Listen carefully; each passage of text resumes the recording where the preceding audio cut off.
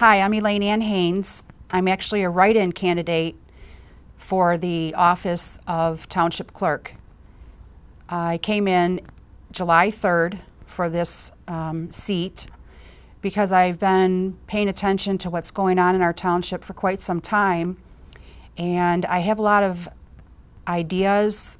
I have a lot of loyalty to this town, and I think that I can bring forth many areas that would be enlightening to our neighbors within our community, and then some without actually being in our community. I think I have plans and really concrete reasons why our town should grow and flourish. We all want to take part of being here in our wonderful town of Orion. We love it. We want to keep the money in our township. We want to keep some more money in our pockets for things that we want to do while we're living in our township. I think with my ideas coming in as a candidate, I don't feel like I'm running for this office. Like, I'm not here, you know, to oust Penny from her position, but I do think that one person can fill the position and do a great job, and I do believe that if given the opportunity, I could fulfill that position, and I'm ready to do it.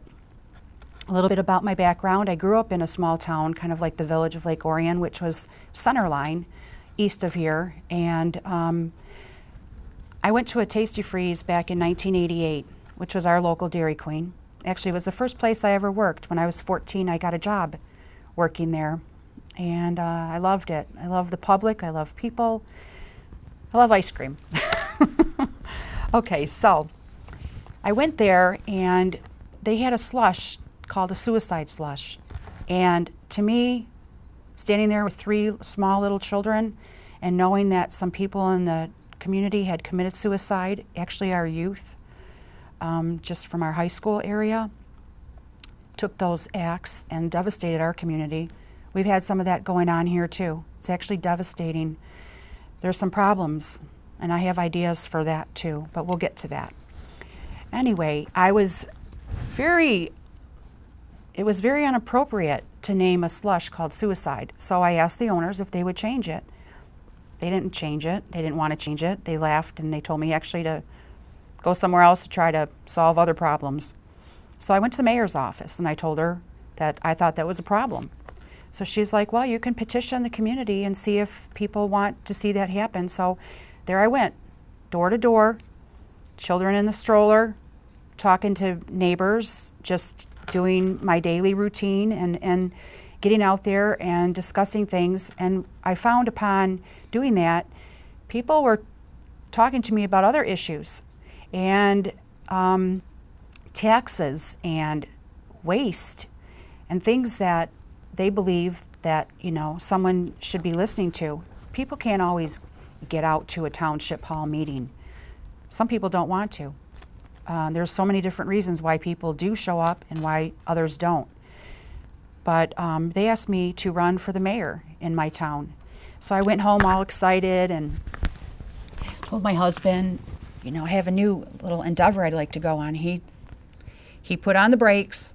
He's like, when the kids get older, and they're all grown up, you can go and be any public servant you want to be. But right now, you're a stay-home mom and focus on that. So I did. I focused on my children. I was a Girl Scout leader for 5 years. I had other children in my troop, 23 in fact. We did all kinds of things. We went on trips, we had activities. I might as well introduce my family too. I brought some pictures. I have 3 daughters, 26, almost 28, and 31. And I have 2 grandchildren, 5 and 2. My granddaughter is 5 and loves to call me Grammy and spend time with me. She's my heartthrob. And my grandson, Mikey, who now can say Grammy clear as day also. He is charming. He's a charming boy. I love my children, and I brought a picture of them last Mother's Day at amusement park. They mean the world to me. When you can raise your children in a safe environment with quality days with just nice things going on in the community, and sharing love and good times. And, you know, there's nothing greater in life than family and love and all those good things.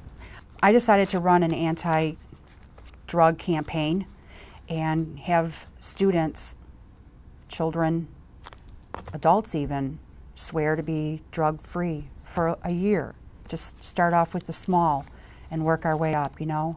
Small things matter, small things count. And it was pretty successful. 43 students signed up. We actually had an actual day at the Centennial Park where they came and they dressed up in their anti-drug gear.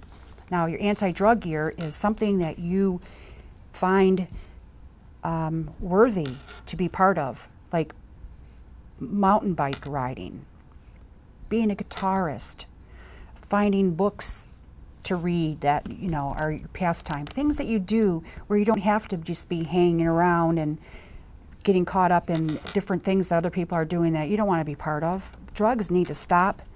I have a lot of programs that I'd like to bring forth to the school, to the clubs within our township. I think we need to get our public service department involved in it. Actually, the chief swore in all the kids in my campaign, and he came out and he talked to them about drugs and what they should do. And I think that we need to bring that to this town. Some things definitely need to change and should change. Regarding the millage coming up, there's actually two different proposals. I believe in public safety. I grew up with the police officers right down my street.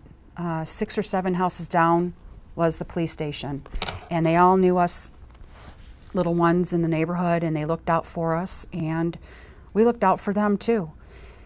So that's what I'd like to do. I'd like to have a cooperative team effort with our police officers in the village and the sheriff's office right here in our town. And I thought, let's really get out there and introduce ourselves to one another. Let us show you our children.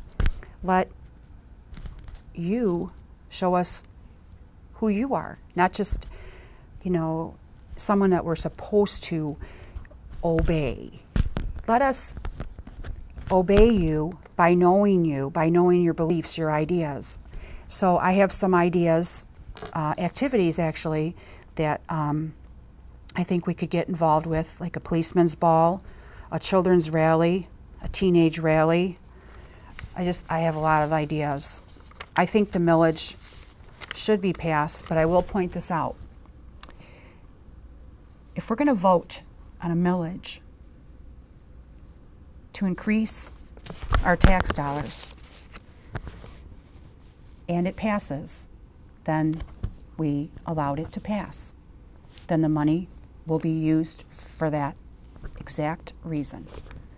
However, if the millage doesn't pass, I've seen it and read it, quoted, that they're going to take the money out of the fund anyway and use it. To me, that's absurd. No one has the right in this office that I'm running for to take funds and utilize them anyway when it was just voted down. That's a problem. Something needs to be done about that, and that's where I believe I could come in and make, you know, restitution with the residents. We cannot vote on something and then get struck down and then use it anyway. Why vote anyway? If you're going to just take it out of the general fund, just take it out of the general fund. Why even vote on it? That's a very strong issue that I have going on. Well, I'm going to be out in the community. Like I said, I'm going to be doing the forum at the library, and I'm going to be out maybe passing some coffee to you in the early morning hours, surprise you with a donut, possibly. I'm just going to be out and about at the functions that we have, the gatherings we have coming up, and you know, I'd love to hear what you have to say, some ideas that you might want to bring forward. I'd like to talk to you about some of the programs I'd like to bring to our community, and I'm also looking for investors to invest in our community. And like I said, I do have a lot of ideas. I look forward to meeting you working with you. I would love to get voted in and get down and really start making some things happen. So if you see the sign, Haynes, think of it as Orion's Way for Township Clerk.